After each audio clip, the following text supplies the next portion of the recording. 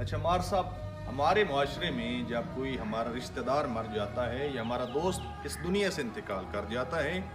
تو ہمارا عقیدہ ہے، اور بہت اچھا عقیدہ ہے، اور محمد و آل محمد کی سیرت میں بھی ملتا ہے کہ اس کے اصال ثواب کا اہتمام کیا جائے، یعنی اس کے لیے مجلس کروائی جائے، اس کے لیے قرآن خوانی کروائی جائے، یہ اس طرح کی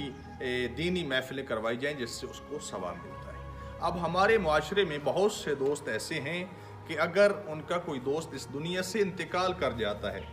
تو وہ سٹوری موبائل پہ شیئر کرتے ہیں یا اس کی ویڈیو بنا کے شیئر کرتے ہیں، اس کے پیچھے گانا لگا دیتے ہیں، یا ہمارے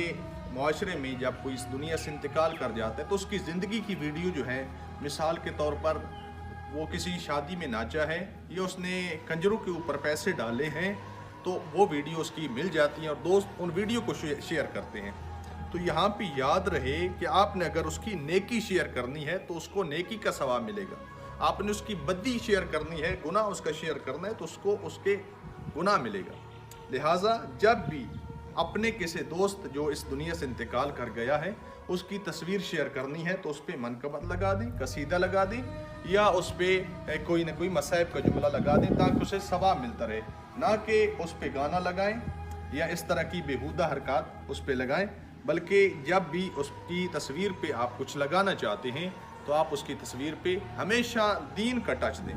یعنی نوحہ لگا دیں، مجلس لگا دیں، یا قصیدہ لگا دیں یا نعت لگا دیں تاکہ اسے ثواب ملتا رہے۔ لہٰذا ایسی ویڈیو شیئر کرنا جو دنیا میں ہم نے گناہ کیا ہے، ہمارے مرنے کے بعد وہ ویڈیو جب چلیں گی، یہاں تک پہنچیں گی، جو لوگ دیکھیں گے وہ بھی گناہ میں مبتلا ہوں گے، اور جس نے وہ گناہ کیا تھا وہ بھی اس گناہ میں مبتلا ہوں گے۔